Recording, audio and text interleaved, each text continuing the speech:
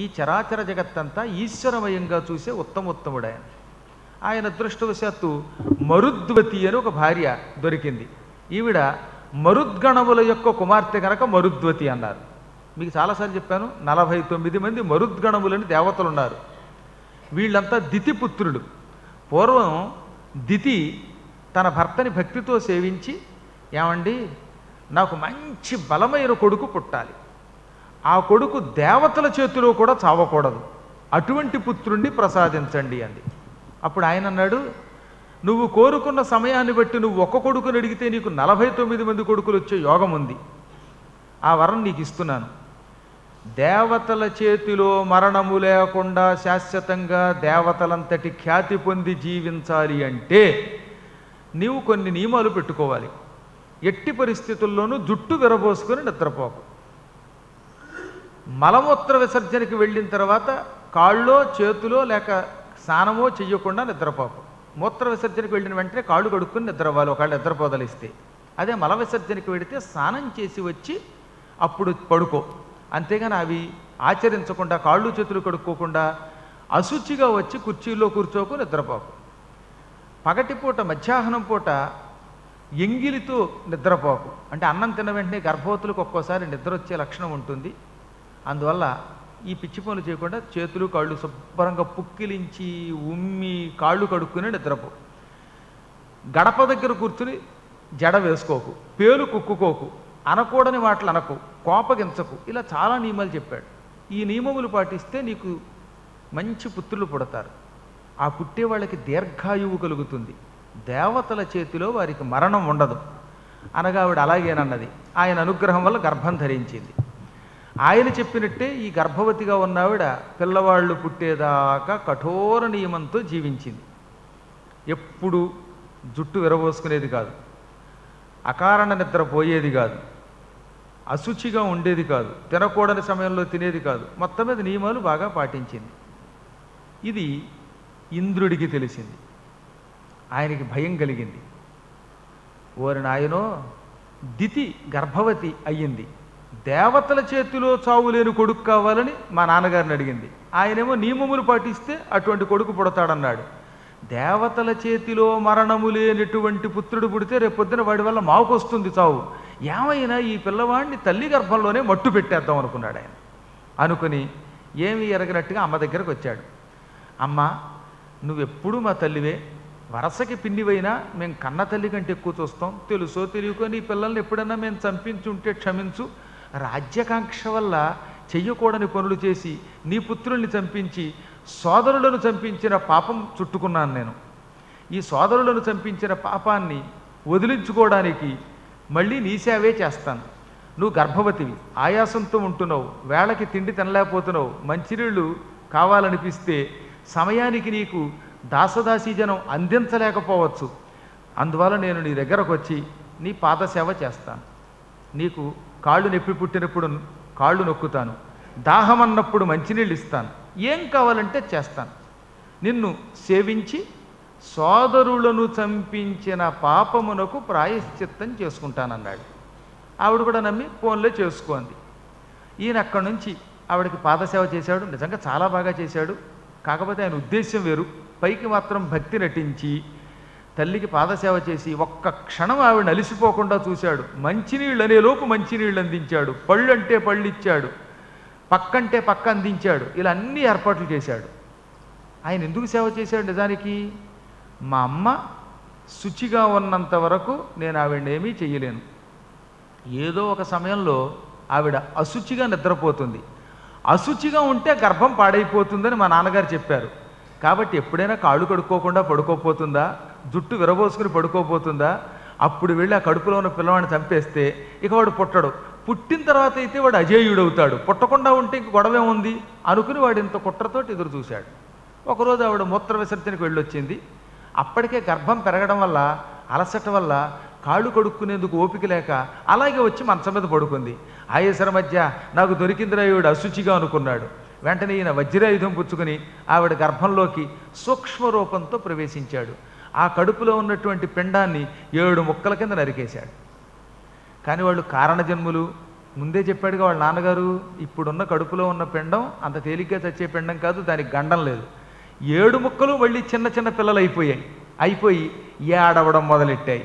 అప్పుడు ఆయన అన్నాడు, ఏడవకంటరా, ఏడిస్తే మీ అమ్మ లేస్తుంది, లేచిందంటే నన్ను శాపం పెట్టి శిక్షిస్తుంది అని మెల్లిగా సంస్కృతంలో మా రుద అంటే ఏడవకండి, రుద అంటే ఏడవండి, మా అంటే వద్దు వ్యతిరేకార్థం, మా రుద ఏడవవద్దు అన్నాడు.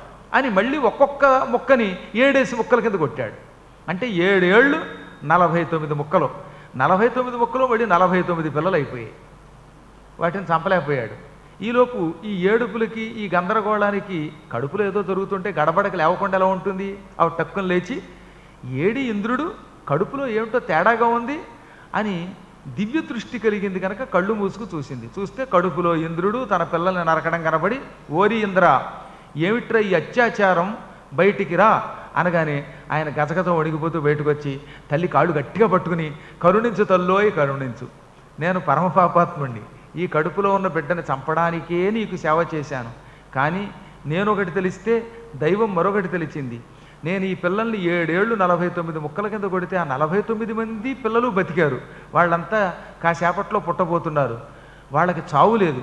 నేను నీకు మాటిస్తున్నాను, ఒట్టు పెట్టి నీ పాదాల మీద, మా తండ్రి పాదాల మీద ఒట్టు పెట్టి నీకు వరం ఇస్తున్నాను, ఈ 49 మందిని తీసుకువెళ్ళి మా దేవతల్లో కలుపుకొని వాళ్ళకు మంచి పదవి ఇస్తాను. వాళ్ళకి మరుద్గణములు, మా రుద అన్నాను కదా, అందువల్ల మరుద్గణములు అనే పేరుతో వాళ్ళని తీసుకెళ్ళి పైన పెట్టుకుంటాను. వాళ్ళు శాశ్వతంగా నాకు మంత్రులు అవుతారు, నాకు సాయం చేస్తారు. ఇంకెంతకంటే ఏముందనగానే ఆవిడ సంతోషపడి క్షమించింది. ఆ తర్వాత ఆవిడకి విషయం అర్థమైంది, అసలు ఇదంతా ఇంద్రుడి కుట్ర కాదు, నా సోదరి అదితి ఇదంతా ఇంద్రుడికి చెప్పి నా దగ్గర గెంటింది అని కనిపెట్టి వెంటనే, ఇంద్ర నిన్ను క్షమించాను, నా పిల్లల్ని తీసుకెళ్ళి నువ్వు మంత్రులుగా చేసుకో, మరుద్గణములనే పేరుతో దేవలోకంలో పెట్టుకో, కానీ నీ తల్లి అదితిని మాత్రం క్షమించను, అక్కయ్యుండి నిన్ను నా దగ్గరికి పంపి నా కడుపుని పాడు చేయిస్తుందా. కాబట్టి ఆవిడ భవిష్యత్తులో ద్వాపర యుగంలో దేవకి అనే పేరుతో భూలోకంలో జన్మిస్తుంది. నీ తండ్రి కశ్యప ప్రజాపతి నా భర్త వసుదేవుడు అనే పేరుతో పుడతాడు. వారిద్దరికీ పిల్లలు పుడతారు. ఆ పిల్లలు పుట్టగానే చచ్చిపోతూ ఉంటే, పిల్లలు చచ్చిపోతే తల్లి పడే బాధ ఏమిటో ఆవిడ అనుభవిస్తుందని చెప్పించింది. ఆ శాపం వల్ల అనమాట పిల్లలు పుట్టగానే చచ్చిపోయారు ఆవిడ. అందుకే ఇవాళ మనం దుఃఖం పొందుతూ ఉంటే దుఃఖం పొందామని ఏడవకండి. ఏమో మనం ఏ పాపం చేసామో, ఇవాళ మనకు అనారోగ్యం వచ్చింది, అది మన పూర్వజన్మ పాపం. ఇవాళ మనకు దుఃఖం వచ్చింది, అది పూర్వజన్మ పాపం. పిల్లల వల్ల బాధ వచ్చింది, అది మన పూర్వజన్మ పాపమే. సుఖం వచ్చింది, పూర్వజన్మ పుణ్యం అది. ఆరోగ్యంగా ఉన్నాం, పూర్వజన్మ పుణ్యం అది. అందువల్ల తన పుణ్యం పాపం పిల్లల రూపంలోనో సుఖదుఖముల రూపంలోనో తన వెంట పడతాయి. అందువల్ల ఎవరిని తప్పు పట్టక్కర్లా. వాడెవడో అపకారం చేశాడు, వీడెవడో ఉపకారం చేశాడు అనుకోవడం భ్రమ. ఎవ్వడికెవడు కీడు చెయ్యలేడు, మేడు చెయ్యలేడు. అందుకే రుక్మిణీదేవి భాగవతంలో పూర్వజన్మ పరిభూతుండయ్యే అంటుంది. లేడెవ్వడున్ కీడున్ మేలున్ చేయగా, ఈ లోకంలో ఎవ్వరూ నీకు కీడు చేయలేడు, మేలు చేయలేడు. లేడొకడు శిక్షింపంగ రక్షింప, నీ తోడంబుట్టువు పూర్వజన్మ పరిభూతుండయ్య చింతింపుమా. ఎవడు మనల్ని రక్షించలేడు, శిక్షించలేడు. ఏం రక్షించినా శిక్షించినా పరమాత్మే చెయ్యాలి. పరమాత్మ కూడా ఒట్టినే చెయ్యడు. నీవు కర్మములు సక్రమముగా ఆచరించావా, తత్కర్మాచరణములకు తగిన ఫలితం ఇస్తాడు. చెయ్యరాని పనులు చేశావా, ఆ దుష్కర్మాచరణకి తగిన పాప ఫలితము ఇస్తాడు. కాబట్టి ఇవాళ మన సుఖదుఖాలకి మనమే కారకులంతా ఎవ్వరం కాం. ఒక ఆవిడంది, పనికి మాలిన మొగుడు నాకు దక్కాడండి అని రోజు ఒకసారి నన్ను దగ్గర ఏడ్చేది. నీకు పనికి మాలిన మొగుడు ఎందుకు దక్కాడు? నువ్వు చేసిన పనికి మాలిన పని అది. పూర్వజన్మ కర్మయోగం వల్ల చెయ్యరాని పని చేస్తే ఈరోజు ఆ భర్త రూపంలో నువ్వు అనుభవిస్తున్నావు. అలాగే ఒక నీచురాలు ఏడిపించే భార్య వచ్చిందంటే వాడి కర్మ అంతే. వాడి పూర్వజన్మలో ఎప్పుడో ఎవరికో ద్రోహం చేశాడు, ఆ పాపం ఇవాళ ఈ క్రూరమైన హింసతో కూడిన భార్య రూపంలో అనుభవిస్తున్నాడు. పాపం అంతటి అదితి కూడా శాపానికి గురై, కృష్ణుడు అంతటి వాడు తనకి బిడ్డైన 6 కొడుకులు తెచ్చిపోతుంటే ఎంత నరకం అనిపించిందండి. అలా శాపం పెట్టాక ఇంద్రుడు ఈ మరుద్గణములను స్వర్గానికి పట్టుకుపోయి తనకి మంత్రులు చేసుకున్నాడు. ఈ మరుద్గణములు 49 మందికి ఒక్క భార్య ఉండేది. ఆవిడ పేరు వింతిని. ఆవిడకి ఈ మరుద్గణములకు 6 కూతుళ్ళు పుట్టారు. అందులో ఒక ఆవిడ పేరు మరుద్వతి. ఈ మరుద్వతిని మృకండ మహర్షి వివాహం చేసుకున్నాడు. మృకండునికి మరుద్వతికి పెళ్ళై 16 సంవత్సరాలు అయ్యింది, పిల్లలు పుట్టలేదు. ఏమిట్రా ఇంతకాలమైనా పిల్లలు పుట్టలేదు? ఎన్నో యజ్ఞాలు చేశాం, దానం చేశాం, ధర్మం చేశాం, పైగా నిరంతరం యజ్ఞాలతో గడిపేవాళ్ళం. ఏదో ఒక కారణం లేకుండా సంతాన ప్రాప్తి లేకుండా ఉండదు. పిల్లలు లేకపోవడానికి ఏదో కారణం ఉంటుంది. రుణానుబంధ రూపేణ పశుపత్ని సుతాలయా. ఇవాళ మన ఇంట్లో పశువులు వచ్చాయంటే రుణానుబంధం. రుణానుబంధం ఉంటే ఏమవుతుందనమాట? కుక్కలు, గేదెలు, ఆవులు, పిల్లులు వస్తాయి. పూర్వజన్మలో ఏదో పిల్లితో వీడికి సంబంధం ఉంది, పిల్లికి బాగా పెట్టుంటాడు. ఇప్పుడు మీ ఇంట్లో పిల్లి చేరుతున్నాడు. వాటికి భార్యకు కూడా అన్నం పెట్టాడు వాడు, పిల్లికి మాత్రం ముద్దులు పెడతాడు.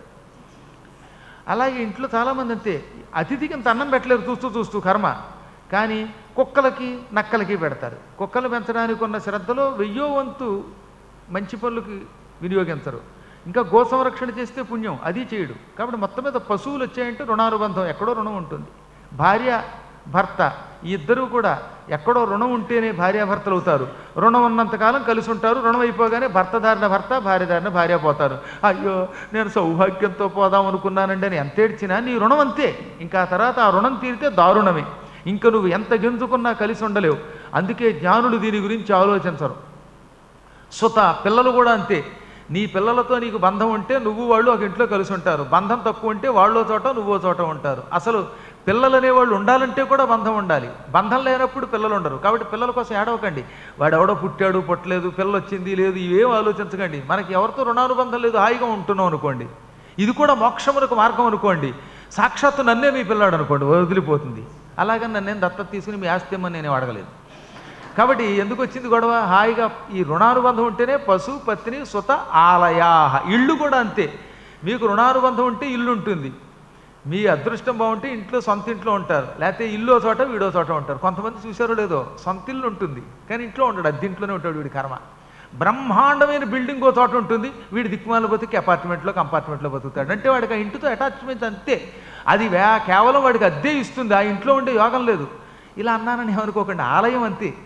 నేను చాలాసార్లు చెప్పాను, మళ్ళీ చెబుతున్నాను. నాకు నిజంగా ఒక మంచి శిష్యుడు ఉండేవాడు, గొప్ప ఆఫీసర్. ఆయన హైదరాబాద్లో ఉండగా చాలా ఏళ్ల క్రితం, ఏమండి గురువుగారు నేను ఇల్లు కట్టుకోనా అని అడిగాడు. మీ జాతకరీత్యా మీకు గృహయోగం లేదండి, ఎందుకు వచ్చింది నా మాట వినండి అంటే, మళ్ళీ వినకుండా గురువుగారు అంటారు కానీ మళ్ళీ బయటికి వెళ్ళి వాళ్ళ పనులు వాళ్ళే చేస్తారండి. కొంతమంది మీరేం చెబితే చేస్తామంటారు, బయటికి వెళ్ళగా ఆ గురువుగారు అలాగే చెబుతారు, ఆయన దారి అయిందే మన దారి మందే అని అనుకుని పాపం నల్లకొంటలో విద్యానగర్ దగ్గర ఆ ప్రాంతంలో ఒక అపార్ట్మెంట్ కొన్నాడు. తీసుకెళ్ళి ఓ చోట బాంబులు వేసే చోటకి ట్రాన్స్ఫర్ చేశారు. ఆయన గృహప్రవేశం అయింది, మర్నాడు ట్రాన్స్ఫర్ ఆర్డర్. అలో లక్షణాన్ని అక్కడికి వెళ్ళాడు. అక్కడ ఉండడం చాలా కష్టంగా అయిపోయింది ఆయనకి. అక్కడ ఏడుస్తూ ఉంటే మళ్ళీ ఆయన భార్య అంది, ఏమండి సొంత ఇల్లు లేకుండా ఏమంటాం, పోన్లండి హైదరాబాద్లో లేకపోతే ఎక్కడన్నా కొనండి అంది. మళ్ళీ అక్కడో స్థలం కొన్నాడు, గృహప్రవేశం చేశాడు. ఈసారి తీసుకెళ్ళి అస్సాంలో బోడోలు ఉన్నారు, ఉల్ఫాత్ ఎవరో వదిలి అక్కడేశారు. మళ్ళీ తీసుకెళ్ళి గజగజ వణికిపోయి మళ్ళీ పరుగెత్తుకుంటూ వచ్చేసాడు ఆయన నా దగ్గరికి. గురువుగారు ఇదేం కర్మ అంటే, నీకు గృహయోగం లేదని చెప్పానా అన్నాను. అయ్యింది ఏదో అయ్యిందండి, ఇప్పుడు నన్ను తీసుకెళ్ళి అస్సాం వేశారండి బాబు, అస్సాంలో నేను ఎక్కడ ఉంటానండి బాబు, నాకు ట్రాన్స్ఫర్ అయ్యే మార్గం చెప్పండి అన్నాడు. నీకు ఒకటే మార్గం, ఈ అపార్ట్మెంట్ అమ్మి అక్కడ కొనుక్కో అన్నాను. వెంటనే ఇక్కడ అమ్మేసి అస్సాంలో కొన్నాడు, వెంటనే ట్రాన్స్ఫర్ అయిపోయింది దానికి. టక్కన వచ్చి మళ్ళీ పడ్డాడు. ఇక ఆ తర్వాత వచ్చి రిటైర్ అయ్యేదాకా మళ్ళీ కొనలేదనుకోండి. కొంతకాలం పోయాక, ఏమండి సొంతింట్లో ఉండాలనే కోరిక ఉంది కానీ ఎక్కడ ఇల్లు కొంటే అక్కడ ట్రాన్స్ఫర్ అవుతుంది, ఇప్పుడు నేనేం చేయను అన్నాడు ఆయన. ఇప్పుడు ఆయనకి ఏమనుమానం వచ్చిందంటే, ఉద్యోగంలో ఉండగా అంటే అపార్ట్మెంట్ కొనగానే ఇల్లు కొనగానే ట్రాన్స్ఫర్ అయ్యింది, ఇప్పుడు రిటైర్ అయ్యాక కొంటే పైకి ట్రాన్స్ఫర్ అయిపోతానేమో భయం పట్టుకుంది ఆయనకి. పైకే ట్రాన్స్ఫర్ అయిపోతారో గురువుగారు అన్నాడు. లేదు నీ భార్య పేరు మీద కొను, నేను పూర్తిగా చెప్పేలోపు మొన్న పారిపోయావు. నీ భార్య పేరు మీద పిల్లల పేరు మీద కొను, నువ్వు ఉండంటే నిజంగా అలా కొన్నాక సుఖంగా ఉన్నాడు. ఇప్పుడు కూడా ఆయనకి దాదాపు 78 ఏళ్ళు ఎంతో ఉన్నాయి, హాయిగా ఉన్నాడు, ఏమి సందేహం లేదు. కాబట్టి రుణానుబంధం లేకపోతే నీ ఇంటిలో నీవు ఉండలేవు. రుణానుబంధ రూపేణ పశు పత్ని సుత ఆలయ, ఇవన్నీ ఒకదానితో ఒకటి సంబంధం. అటువంటి రుణం లేదేమో, పిల్లలు లేరేమో అని బెంగ వచ్చింది ఆయనకి. ఆయన అదృష్టవశాత్తు నారద మహర్షి దర్శనమిచ్చాడు. ఎవరికైనా కష్టం వస్తే కష్టం తీర్చడానికి జగద్గురుడు సద్గురుడు, ఆ రోజులలో మనందరికీ పరమాత్మ స్వరూపుడు జ్ఞానస్వరూపుడైన నారదుడు వారికి దర్శనమిచ్చాడు. వారణాసి వెళ్ళండి, మీ పేరు మీదుగా లింగ ప్రతిష్ఠ చెయ్యండి. వారణాసిలో లింగ ప్రతిష్ఠ చేసిన వాడికి ఖచ్చితంగా కైవల్యం వస్తుంది. కాశీఖండంలో చాలాసార్లు చెప్పారండి, మానవుడికి ముక్తి కావాలంటే, శాశ్వత కాశీ నివాస ఫలితం రావాలంటే దానికి కాశీలో లింగ ప్రతిష్ఠ చెయ్యాలి. అందుకే కాశీలో మహానుభావులంతా ఎక్కడో చోట ఎక్కడ పెట్టేసినా పర్వాలేదు, దానికేమి పెద్ద శాస్త్రం కూడా అక్కర్లా. కాశీకి ఒక గొప్పతనం చెప్పంటారా, తీసుకెళ్ళి లింగాన్ని ప్రతిష్టని గంగలో పారేసినా అది ప్రతిష్టట, ఇంకెక్కడా ఆ యోగం ఉండదు. కాశీలో లింగం పెట్టినవాడు 1000 యోజనముల దూరంలో చచ్చిపోయినా కాశీలో చచ్చిపోయిన ఫలితం వస్తుంది. అందుకే కొన్ని మంచి ముహూర్తాలు ఉంటాయి. ఈ మధ్యన కొంతమంది శిష్యులు నన్ను కాశీలో లింగ ప్రతిష్ఠ చేసుకుంటామండి అని ఒక సుముహూర్తం పెట్టండి అన్నారు. సరేనని ఒక మంచి ముహూర్తం పెట్టాను. అందులో ఒక ఆయన ఈయన ఎదురుగుండా కూర్చున్నా, ఈయన ఇంటి పేరు సువర్ణ, ఆయన పేరు లింగయ్య. సువర్ణలింగాయ నమః అనడానికి అవకాశం, ఆయనకి ఇంటి పేరు సువర్ణ, ఆయన పేరు లింగ. వాళ్ళ నాన్నగారు ఎంత వేద పండితులో తెలిసినా ఇక మామూలు వేద పండితులు గారు, చతుర్వేదాలలో ఆరితేరిన మహానుభావుడు. నిజంగా ఆయన ఇప్పుడు లేరు మన మధ్యన, ఆయన ఒక 4 ఏళ్ళు ఎంతో అయ్యింది. నేను మంధని అని, ఇక్కడ ఒక చిన్న విషయం చెప్పాలి, ఇక్కడ మంధని అని కరీంనగర్లో గొప్ప ఊరుంది. ఆ ఊళ్ళో వేదము స్వార్థము చదువుకొని వాడు లేడు. ఆ మంధని నుంచి వచ్చినవాడు ఆయన. అక్కడ నేను పురాణం చెప్పాను, చాలా పురాణాలు చెప్పాను. ఆయనకి దాదాపు 90 ఏళ్ళు ఉంటాయి వాళ్ళ తండ్రి గారికి. ఆ మహానుభావుడికి వేదములొచ్చు, పురాణములొచ్చు. నేను భాగవతం చెబుతుంటే, నేను ఇక్కడ ఇలా కూర్చొని చెబుతుంటే కింద కూర్చుని వినేవారండి ఆయన. ఒక్కనాడు ఆయన కుర్చీలో కూర్చోలే. నేనన్నాను, కాళ్ళు సహకరించవు కదండి 90 ఏళ్ళు అంటే. ఏమో నాకు కాళ్ళు సహకరిస్తున్నాయి, నేను మాత్రం కుర్చీలో కూర్చోను, కిందే కూర్చుంటానండి. కూర్చుని మళ్ళీ సాయంకాలం సంధ్యా సమయానికల్లా పురాణం అయిపోయేలా చూసి సంధ్యావందనం చేసుకుని మళ్ళీ వచ్చి కూర్చుని వినేవారు. బా, ఆ మనిషిని, ఆ రూపాన్ని తలుచుకుంటే శరీరం గగురుపాటు గురవుతుందన్నమాట. అంతటి వేద పండితుడు ఆయన.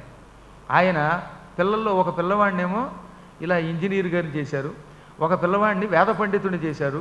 ఆయన ఇప్పుడు మంచి ఎండోన్మెంట్స్ డిపార్ట్మెంట్లో తెలంగాణలో చేస్తున్నారు ఆయన. ఇలా మొత్తం 3 ఎంతమంది ఉన్నారు అవన్నీ మనకి పక్కన పెడితే, ఈ కుర్రవాడు ఏమైనా సరే లింగస్వరూపుడు అవ్వాలని సువర్ణలింగాన్ని పేరెట్టారు. ఈయన భార్య, అలాగే మహాదేవు గారని ఇంకొక ఆయన భార్య, బాలకృష్ణ గారని మరొక శిష్యుడు ఉన్నాడు, ఆయన భార్య. వీళ్ళంతా కాశీలోనే మకాం పెట్టేశారు. కాశీలో ఒక అపార్ట్మెంట్లు తీసుకుని.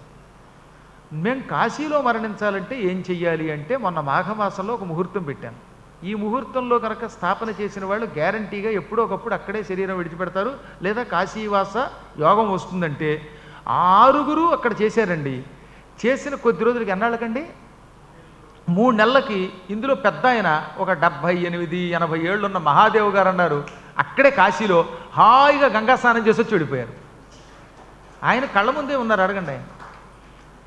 ఆయన భార్య ఎందుకు కొంచెం అన్నీ బాగున్నాయండి, ఆయన వెళ్ళిపోవడం కోసం మేము వచ్చాం, కానీ నేను సౌభాగ్యంతో పోలేదంటే, ఈ సౌభాగ్యం ఏమిటి, ఆయనకంటే ఇంకా సౌభాగ్యం ఏమిటి, ఆయనకి వయస్సు పెద్దది. లింగ ప్రతిష్ఠ చేసిన 3 నెలల్లో వెళ్ళిపోయాడు ఆయన. కళ్ళారా కాశీలో లింగ ప్రతిష్ఠ చేస్తే కాశీలో మరణిస్తాడని వ్యాసుడు చెప్పిన దానికి ప్రమాణంగా మన ముందు కనపడుతున్నారు వాడు. కాబట్టి కాశీలో లింగ ప్రతిష్ఠ చేసిన వాడు మాత్రం ఖచ్చితంగా కైవల్యం పొందుతాడు. అయితే కాశీలో మరణిస్తాడు, లేదా వాడు ఎక్కడ మరణించినా నేను వాడిని కైలాసానికి పట్టుకెడతాను, కాశీలో మరణించిన ఫలితం ఇస్తాను అని చెప్పాడు ఆయన. అసలు ఇంతెందుకండి, అహం కాశీం గమిష్యామి తత్రైవ నివసామ్యహం ఏవం బ్రువాణ సతతం కాశీవాస ఫలం లభేత్ అంటోంది గరుడ పురాణం. ఇదే శ్లోకం కాశీఖండంలో ఉన్నది స్కాంద పురాణంలో. నేను కాశీకి వెడతాను, అక్కడే ఉంటాను అని ఎవడు నిరంతరం పలుకుతాడో అటువంటి వాడికి నిత్యం కాశీలో ఉన్న ఫలితం వస్తుంది. కాశీకి వెళ్ళలేకపోయినా ఆ ఫలితం వస్తుందిట. అందుకని ఇంత గొప్ప శ్లోకాన్ని మనం రోజు చదువుకోవాలి. అహం కాశీం గమిష్యామి తత్రైవ నివసామ్యహం ఏవం బ్రువాణః సతతం కాశీవాస ఫలం లభేత్. జ్ఞానులు ఎప్పుడు అలాగే అనుకుంటారు, నేను కాశీ వెడతాను, అక్కడే ఉంటాను అని నిత్యం పలికితే కాశీలో నివసించిన ఫలితం వస్తుంది, ముక్తి వస్తుంది. అటువంటిది కాశీకి వెళ్ళి ఒక లింగ ప్రతిష్టాపన చేస్తే వాడికి సంతానం కలగకుండా ఉంటుందా? కాబట్టి నువ్వు కాశీ వెళ్ళు, నీ పేరు మీదుగా లింగాన్ని ప్రతిష్ఠించు, కుమారుడు కావాలని కోరుకో, విశ్వనాథుడు నీకు సత్సంతానం ప్రసాదిస్తాడు. పో, కాశీ విశ్వనాథుడిని సేవించనగానే మృకండు మరుద్వతీ సమేతంగా వారణాసి వచ్చాడు. వారణాసి వచ్చినవాడు మొట్టమొదట దర్శనం చేసుకోవలసింది డుంఠి విఘ్నేశ్వరుణ్ణి. డుంఠి విఘ్నేశ్వర దర్శనం చెయ్యని వాడు కాశీలో ఎక్కువసేపు ఉండడు, వాడిని గెంటేస్తాడు ఆయన. అందుకే అక్కడికి వెళ్ళగానే మొట్టమొదట విఘ్నేశ్వరుణ్ణి డుంఠి అనే ప్రాంతంలో చూడాలి. కాశీలో 7 ఆవరణములు ఉన్నాయి. ఈ 7 ఆవరణములలోనూ కలిసి 126 వినాయకులు ఉన్నారు. డుంఠి విఘ్నేశ్వర, అర్క విఘ్నేశ్వర, కపి విఘ్నేశ్వర, నారసింహ విఘ్నేశ్వర, అలర్కేశ్వర, ఇలా మొత్తం 7 ఆవరణల్లో ఉన్నారు విఘ్నేశ్వరులు. వీళ్ళంతా కాశీఖండంలో చెప్పబడ్డారు. ఈ విఘ్నేశ్వరులు అందరూ మనల్ని అనుగ్రహిస్తారు, ఒక్కొక్కడి ఒక్కొక్క ఉపకారం చేస్తాడు. డుంఠి విఘ్నేశ్వరుడు మనకి కాశీ వెళ్ళాక విఘ్నం లేకుండా చేసి కాశీలో ఉండే యోగం ఇస్తాడు. మీరు ఏదన్నా పని మీద కాశీ వెడితే డుంఠి విఘ్నేశ్వరుడికి నమస్కారం చేసుకుంటే ఆ పని అయ్యేలా చూస్తాడు. ఆయనకి దండం పెట్టకపోతే మాత్రం, ఆయనకి నమస్కరించకపోతే, ఆయనకి గరిక ఇవ్వకపోతే, ఆయనకి ఏటికోళ్ళు సమర్పించకపోతే, గుంజీలు తీయకపోతే అక్కడ ఎక్కువ కాలం ఉండలేరు, అనుకున్న పని అవ్వదు. అందుకే ముందు అక్కడికి వెళ్ళి ఆయనని పూజించి మణికర్ణికా ఘట్టంలో స్నానం చేసి అన్నపూర్ణాదేవిని, విశాలాక్షిని, విశ్వేశ్వరుణ్ణి భక్తితో శ్రద్ధతో అర్చించి, ధ్రువుడు ప్రతిష్ఠించిన లింగం ఒకటి ఉన్నది. ఆ ప్రాంతంలో ఈయన ఒక లింగాన్ని ప్రతిష్ఠించాడు.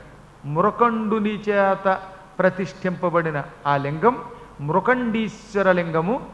మరుద్వతి కూడా ఉండడం వల్ల మరుద్వతీశ్వర లింగం అని పిలువబడింది. ఆ లింగాన్ని వాళ్ళు 6 నెలలు అర్చించారు. ప్రొద్దుట 6 గంటలకి సూర్యుడు ఉదయించిన సమయంలో, సంధ్యా సమయంలో, మళ్ళీ 9 గంటలకి, మరలా మధ్యాహ్నం 12 గంటలకి, మరలా సాయంకాలం సూర్యుడు అస్తమిస్తున్నప్పుడు, మరలా రాత్రి 9 గంటలకి, అర్ధరాత్రి 12 గంటలకి 6 కాలముల పూజ. షట్కాల శివ పూజ ధురంధరులు అంటారు వీళ్ళని. రోజు 6 కాలముల పాటు అర్చన చేసేవారట. అర్జునుడు ఈ 6 కాలాలు పూజించబట్టే శివుడు ఆయనకి పాశుపతాస్త్రం ఇచ్చాడు. మీకు ఆ విషయం భారతంలో అరణ్యపర్వంలో చెప్పాను. శ్రీనాథుడు కూడా హరవిలాసంలో 6 కాలములు పూజించబట్టే అర్జునుడి పూజని మెచ్చుకుని ఈశ్వరుడు ప్రసన్నుడయ్యాడని చెబుతాడు ఆయన. పంచాలీ ప్రియవల్లభుండు వెస, ఆ పాంచాలు వర్ణించే అంటాడు ఆయన. చెంచన్మంత్ర పరంపరా పరమనిష్టా తత్వరత్వంబునన్ మంచుంగొండ యనుంగు పెండ్లి కొడుకున్ మధ్యాహ్న కాలంబు సేవించున్ నిర్జర రాజసూనుడు మనో వీధి సదాధ్యాసితన్.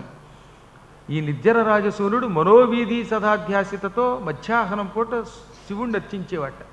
మధ్యాహ్నం పూట అర్చించేటప్పుడు శివుడికి మందార పుష్పాలు ఇస్తే తొందరగా కోరికలు తీరుతాయి. అదే సాయంకాలం సూర్యుడు అస్తమిస్తున్నప్పుడు నందివర్ధనములనే పువ్వులతో పూజించాలి. ప్రాతకాలంలో అయితే తెల్లని మల్లె పువ్వులతో కానీ కుండవర్ధనాలతో కానీ పూజించాలి. అర్ధరాత్రి వేళ అయితే నీలం పువ్వులతో, ఈ నీలంగా ఉండే నీలాంబరాలు మొదలైన పువ్వులతో అర్చించాలి. ఇలా ఒక్కొక్క కాలమునకు ఒక్కొక్క రంగు చెప్పబడింది.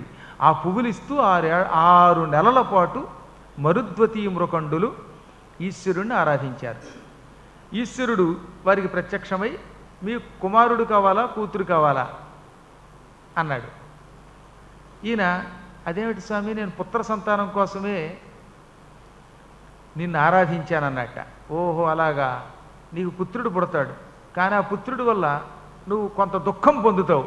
అది కారణం ఏమిటో చెప్పకుండా నీకు పుత్రుడు ఉదయిస్తాడు, వాడి వల్ల కొంత దుఃఖం పొందుతావు, ఆ తర్వాత సుఖం పొందుతావు అని అదృశ్యమైపోయాడు ఈశ్వరుడు.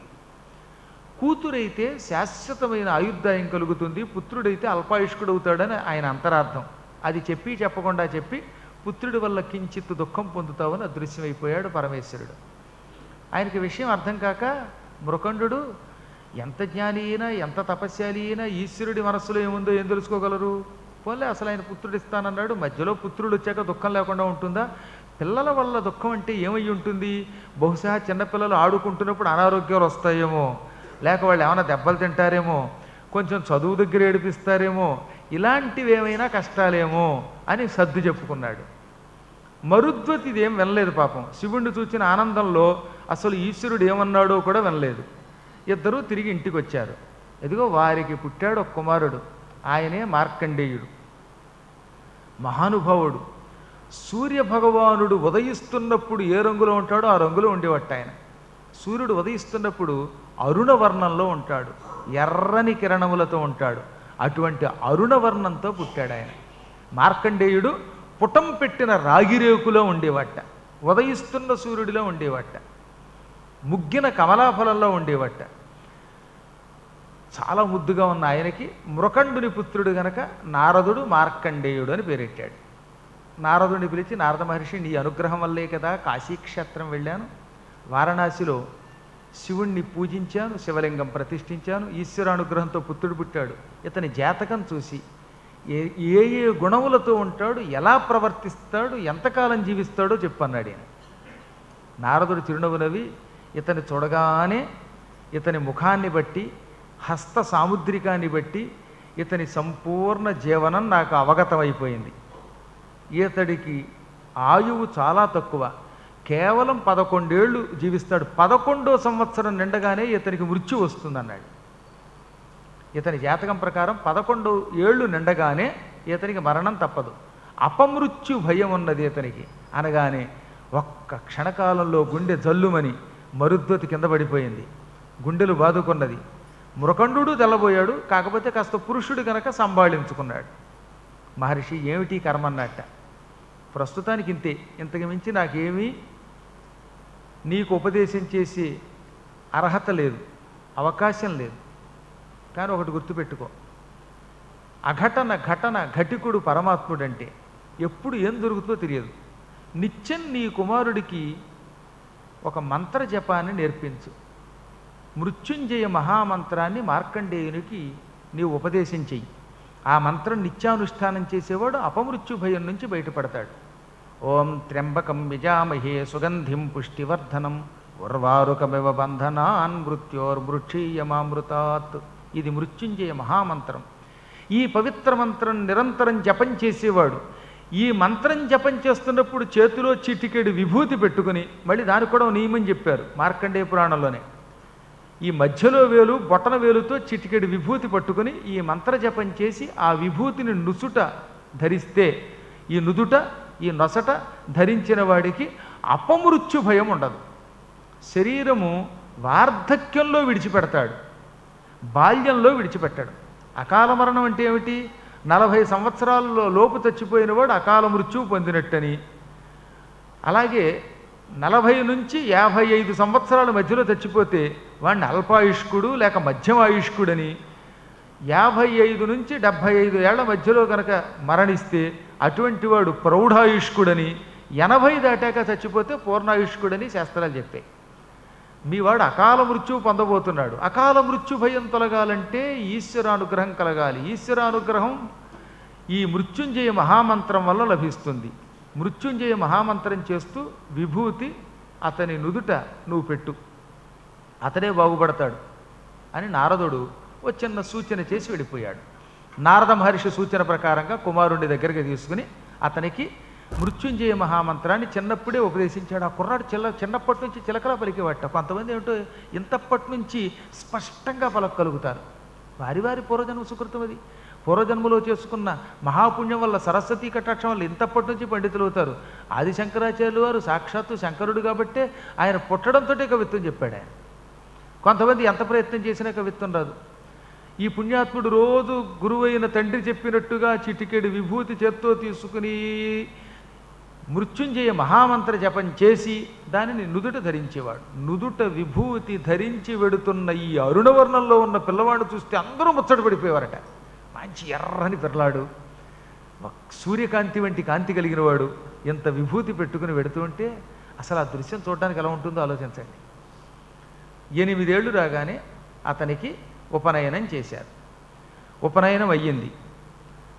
ఇక అక్కడి నుంచి నిత్యం సంధ్యావందనం, బ్రహ్మచర్య దీక్ష, శాస్త్రాధ్యయనం అన్నీ చేశాడు ఆయన. సకల శాస్త్రములు అభ్యసించాడు. ఎందుకో కానీ, ఎక్కడి నుంచి పుట్టిందో కానీ ఎక్కువ పురాణాల్లో 11 ఏళ్ళని చెప్పారు, కానీ 8 ఏళ్లకే మృత్యువు అని ఈ మధ్యన కొంతమంది చెబుతున్నారు. దానికి మాత్రం మనకి పురాణాల్లో ప్రమాణం లేదు. ఎక్కడన్నా అనూచానంగా వచ్చిందేమో. ఎందుకో తెలిసినా ఉపనయనం అయ్యాక ఆయన బ్రహ్మచర్య దీక్షతో చదువుకున్నాడని చెప్పారు. ఇందులో 11 ఏళ్ళు నిండిన తర్వాతే మృత్యు అనేది మాత్రమే ఎక్కువ పురాణములలో, స్కాంద పురాణంలో, మార్కండేయ పురాణంలో, వాయు పురాణంలో చెప్పబడిన కథ. కాబట్టి ఆయన ఇంచుమించుగా ఉపనయనం అయ్యాక 2.5 సంవత్సరముల కాలం గురువుల దగ్గర అన్ని శాస్త్రాలు చదువుకున్నాడు, వేదాలు చదువుకున్నాడు. ఇవన్నీ చదువుకున్నాక చూస్తూ ఉండగా 11వ సంవత్సరం వచ్చేసింది. ఇక ఈ ఏడాది మాత్రం తండ్రి చాలా బెంగ పెట్టుకున్నట్ట. తల్లికి బెంగే, తండ్రికి బెంగే. ఈ సంవత్సరం తర్వాత ఇక పిల్లవాడిని మనం చూడలేం, వాడు అదృశ్యం అయిపోతాడు అని. కానీ కుర్రాడికి ఆ విషయం చెప్పలేరు. 11వ సంవత్సరం నుండి 12వ ఏడు రావాలి. ఈ పుట్టినరోజు నాడు నారదుడు అక్కడికి వచ్చాడు. ఓ మృకండ మహర్షి, నీకు మంచి సూచన చేస్తాను. నేను